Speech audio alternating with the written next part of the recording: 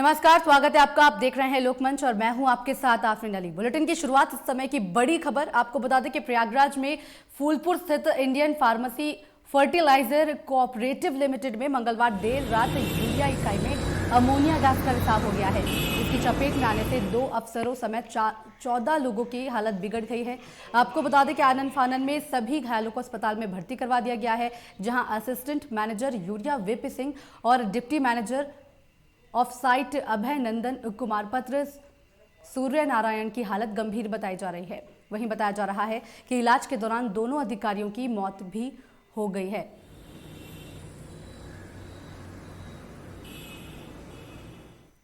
तो टूटने के कारण जो भी उसमें अमोनिया थी वो लीक हो गई। जो आसपास के एम्प्लॉय थे जो हम लोग वो उन्होंने सांस लेते होंगे ना, तो वो सांस उन्होंने ले लिया तो अंदर चली गई, जिससे उनको प्रॉब्लम हुई।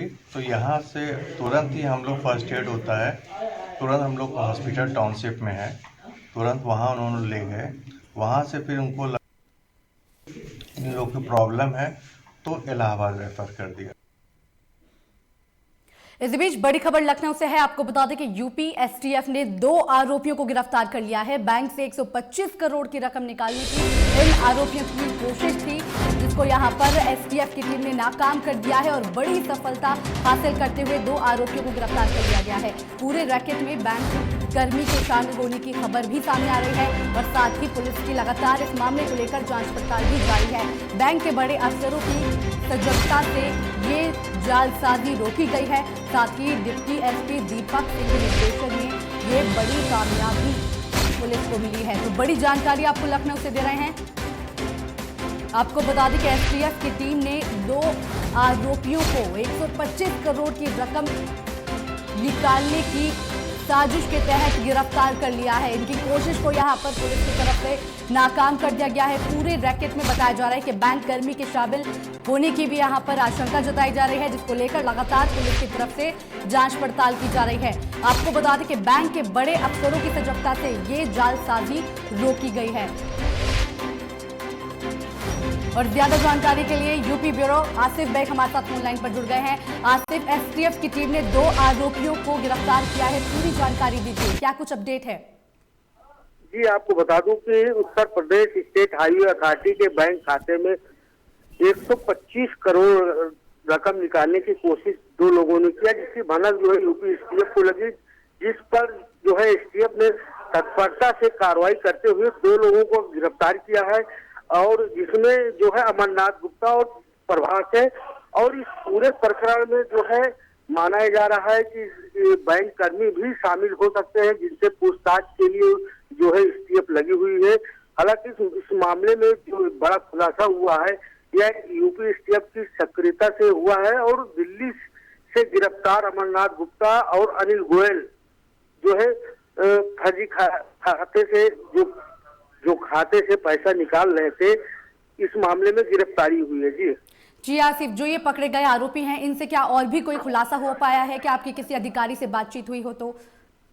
जी बिल्कुल, यूपी एसटीएफ के अधिकारियों से बातचीत हुई, जिनका साफ तौर पर कहना है कि यह मामला गोपनीय है और जांच चल रही है और इस मामले कार्रवाई की जद में जो है कई और लोग भी जो है आ सकते हैं। और इसमें जो है इनका एक बड़ा रैकेट है जो बैंक कर्मियों से मिली भगत कर फर्जी ढंग से करोड़ों रुपए चूना लगा देते हैं।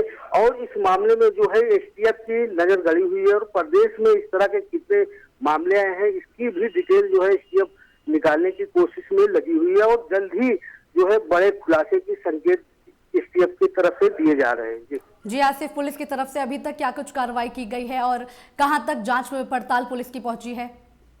जी, आपको बता दूं कि इस 125 करोड़ रुपए फर्जी ढंग से निकालने के मामले में पुलिस ने 2 लोगों को गिरफ्तार किया है।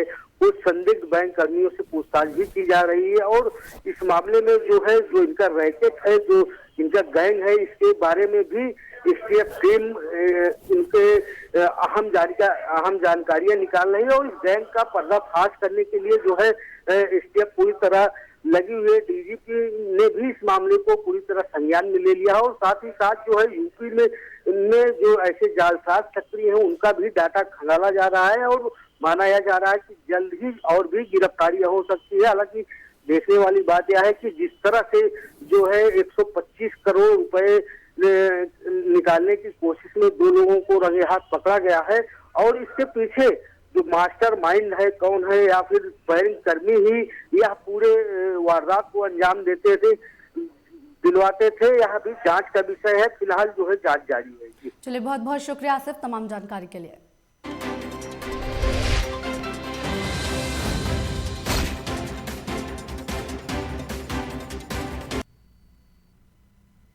इसी बीच बड़ी खबर लखनऊ से सामने आ रही है। आपको बता दें कि मड़ियाव थाने में महिला पत्रकार के साथ अभद्रता करने का मामला सामने आया है। सीपी डीके ठाकुर के आदेशों की यहां पर धज्जियां उड़ाई गई हैं। 5 दिनों से पीड़िता लगातार थाने के चक्कर लगा रही है। कार्रवाई करने के बजाय पुलिसकर्मी यहां पर पीड़िता को धमका रहे हैं। ये आरोप पीड़िता की तरफ से लगाया गया है। एसआई अखिलेश ने पत्रकार से यह अभद्रता की है, ये आरोप पीड़िता की तरफ से लगाया जा रहा है। तो बड़ी जानकारी आपको दे रहे हैं लखनऊ से।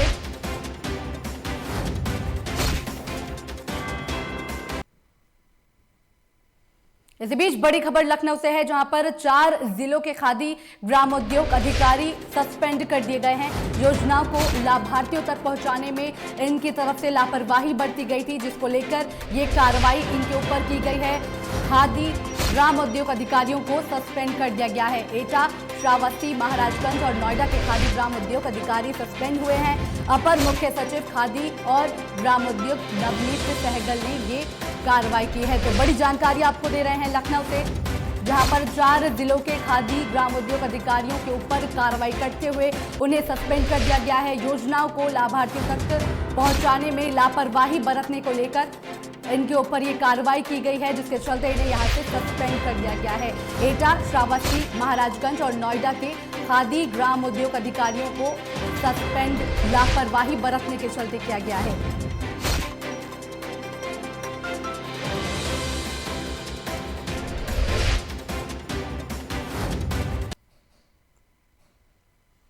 इस बीच बड़ी खबर लखनऊ से है। आपको बता दें कि अमीनाबाद पुलिस को बड़ी सफलता हासिल हुई है। शातिर गांजा तस्कर को पुलिस ने यहां से गिरफ्तार कर लिया है। चाय की दुकान की आड़ में गांजे की लगातार ये तस्करी कर रहा था, जिसके चलते अब पुलिस को यहां पर इसे पकड़ने में बड़ी सफलता हासिल हुई है। आरोपी से 25 ग्राम अवैध गांजा यहां से बरामद कर लिया गया है। एनडीपीएस एक्ट के तहत आरोपी पर मुकदमा दर्ज कर लिया गया है और साथ ही कार्रवाई इसके ऊपर की जा रही है। तो बड़ी जानकारी लखनऊ से दे रहे हैं आपको, जहां पर पुलिस ने नशे के खिलाफ यहां पर अभियान चलाया था, जिसके चलते एक बड़ी सफलता अमीनाबाद पुलिस को यहां से लगी है। शातिर गांजा तस्कर को गिरफ्तार कर लिया गया है। चाय की दुकान की आड़ में लगातार इसकी तरफ से तस्करी की जा रही थी गांजे की, इसके चलते अब पुलिस ने इस आरोपी को गिरफ्तार कर लिया है और 25 ग्राम अवैध गांजा इसके पास से बरामद किया गया है। फिलहाल पुलिस ने मामले को लेकर कार्रवाई शुरू कर दी है। एनडीपीएस एक्ट के तहत आरोपी पर मुकदमा दर्ज कर लिया गया है।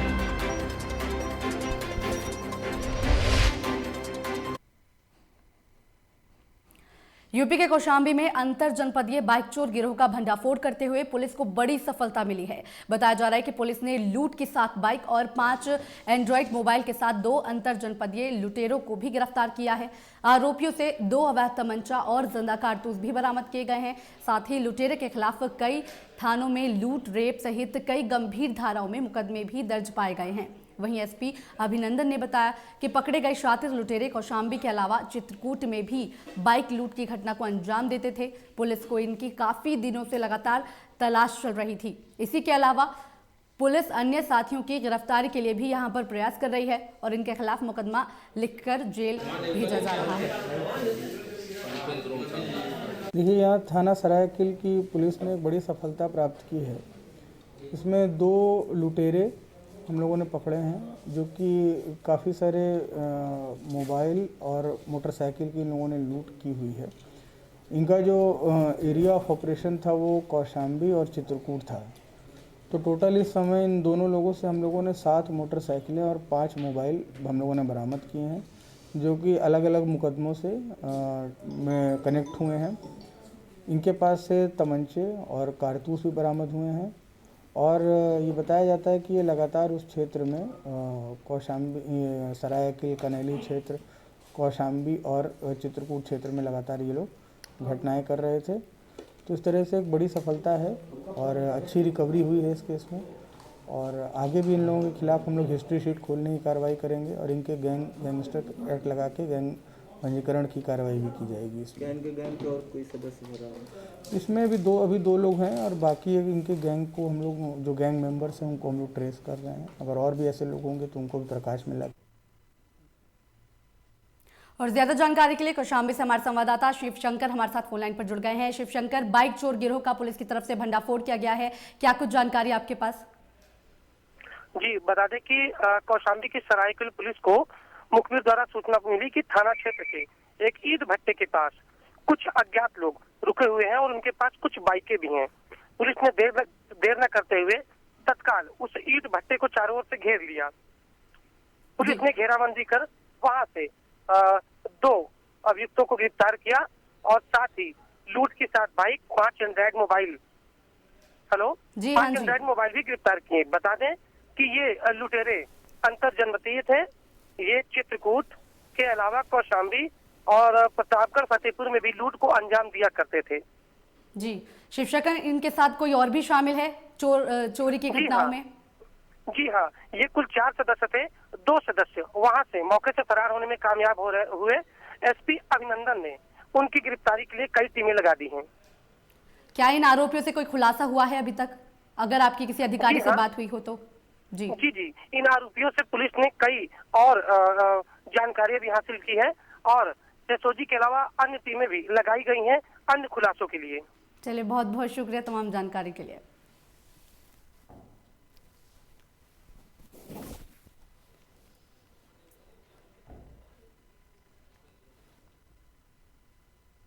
इसी बीच बड़ी खबर आगरा से है। आपको बता दें कि सांसद राजकुमार चाहर के निवास पर भारी संख्या में पुलिस बल तैनात कर दी गई है। आगरा फतेहपुर सीकरी के सांसद के निवास को छावनी बना दिया गया है। बीजेपी किसान मोर्चा के राष्ट्रीय अध्यक्ष के निवास पर भी कार्रवाई की गई है। सांसद राजकुमार चाहर के निवास पर भारी संख्या में पुलिस बल तैनात कर दिया गया है। कांग्रेस नेताओं ने सांसद के निवास के घेराव की ये चेतावनी भी दी। साथ ही सांसद निवास पर आने वाले कांग्रेसियों की अब यहां पर गिरफ्तारी भी हो सकती है। तो बड़ी जानकारी आपको दे रहे हैं आगरा से, जहां पर सांसद राजकुमार चाहर के निवास पर भारी पुलिस बल तैनात कर दिया गया है। आपको बता दें कि आगरा फतेहपुर सीकरी के सांसद के निवास को छावनी में तब्दील कर दिया गया है। बीजेपी किसान मोर्चा के राष्ट्रीय अध्यक्ष के निवास पर भी कार्रवाई की गई है और इसी के साथ आपको बता दें कि भारी संख्या में वहां पर पुलिस बल तैनात किया गया है। कांग्रेस नेताओं ने सांसद के निवास के घेराव की पहले ही चेतावनी दे दी थी। सांसद निवास पर अब आने वाले कांग्रेसियों की यहां पर गिरफ्तारी भी हो सकती है।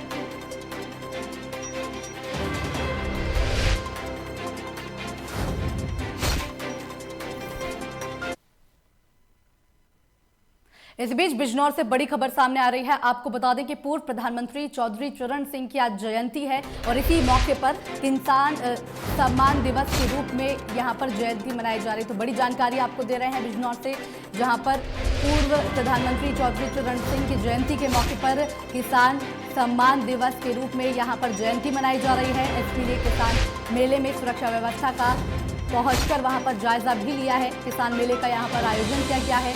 आईटीआई के मैदान में किसान मेले का भव्य आयोजन किया गया है। तो बड़ी जानकारी आपको दे रहे हैं, भव्य आयोजन किसान मेले का यहां पर किया गया है। पूर्व प्रधानमंत्री चौधरी चरण सिंह की जयंती के मौके पर इस मेले का आयोजन किया गया है। किसान सम्मान दिवस के रूप में आज जयंती मनाई जा रही है और इसी के साथ एसपी ने किसान मेले में सुरक्षा व्यवस्था को लेकर भी वहां पर पहुंचकर जायजा लिया है।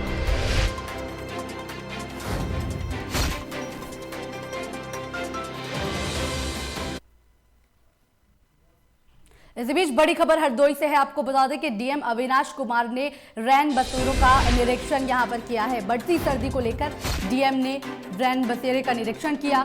शिरीष बारात घर का निरीक्षण कर व्यवस्थाओं का यहां पर डीएम ने मौके पर पहुंचकर जायजा लिया है। संबंधित अधिकारियों को उचित निर्देश भी उनकी तरफ से दिए गए हैं। साथ ही मौके पर मौजूद लोगों से डीएम ने बातचीत भी की है। तो बड़ी जानकारी आपको दे रहे हैं। लगातार प्रशासन की तरफ से बढ़ती ठंड को लेकर रैन बसेरों का समय समय पर निरीक्षण किया जा रहा है। वहां पर व्यवस्थाओं को लेकर लगातार प्रशासन की तरफ से जायजा लिया जा रहा है। अब ऐसे में डीएम अविनाश कुमार रैन बसेरे का निरीक्षण करने पहुंचे थे, जहां पर उन्होंने व्यवस्थाओं को लेकर निरीक्षण किया, जायजा वहां पर लिया और साथ ही वहां पर मौजूद लोगों से उनकी तरफ से बातचीत भी की गई है।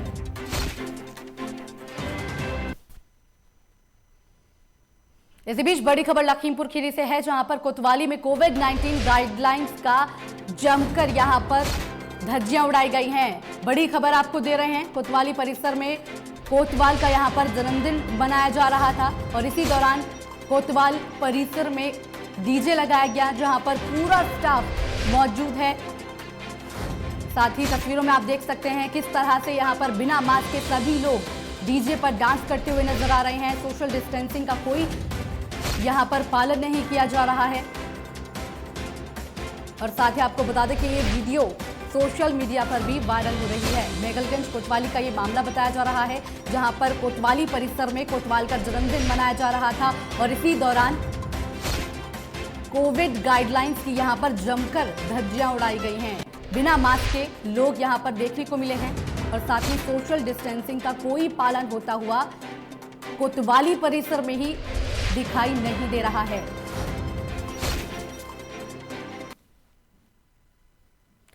वहीं नगर निगम अयोध्या के तीसरी वर्षगांठ के अवसर पर रामकथा पार्क में आयोजित समारोह के मुख्य अतिथि के रूप में सांसद लल्लू सिंह ने शिरकत की है। सांसद लल्लू सिंह और अधिकारी महंत राजकुमार दास ने दीप प्रज्वलित कर कार्यक्रम का उद्घाटन किया। साथ ही कार्यक्रम में 51 महिला सफाई कर्मचारियों को सम्मानित भी किया गया है। वहीं सांसद लल्लू सिंह ने कहा कि अयोध्या के विकास के लिए केंद्र की मोदी और प्रदेश की योगी सरकार प्रतिबद्ध है। अयोध्या के बाद फैजाबाद नगर और नगर निगम के जुड़ने वाले गांवों में अंडरग्राउंड विद्युत लाइन की व्यवस्था भी की जा रही है। अंतर्राष्ट्रीय मानकों से युक्त अयोध्या रेलवे स्टेशन का निर्माण हो रहा है। अयोध्या मंडल के सभी स्टेशनों को मंदिर मॉडल के रूप में विकसित किया जाएगा। फैजाबाद जगदीशपुर 4 लेन मार्ग का निर्माण भी शुरू होने जा रहा है।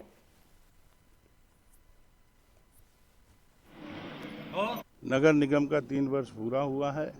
महापौर जी ने 3 वर्ष की उपलब्धि को बताने का काम किया है आज, और भविष्य में यह नगर निगम और श्रेष्ठ काम करेगा यह भी बताने का काम किया है।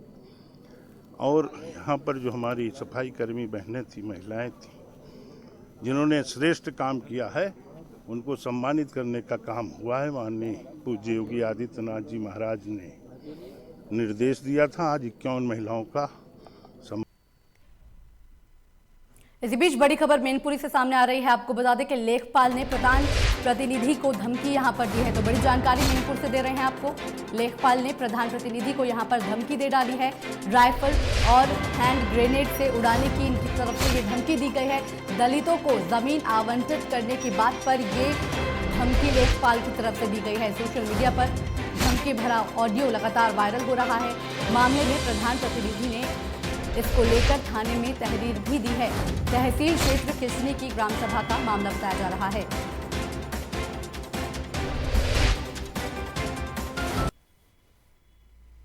इसी बीच बड़ी खबर लखनऊ से है। आपको बता दें कि किसान दिवस पर किसान विरोधी बिल का विरोध किया जा रहा है। कांग्रेस कमेटी ने गोमतीनगर में बैडमिंटन एकेडमी के सामने ये प्रदर्शन करना था।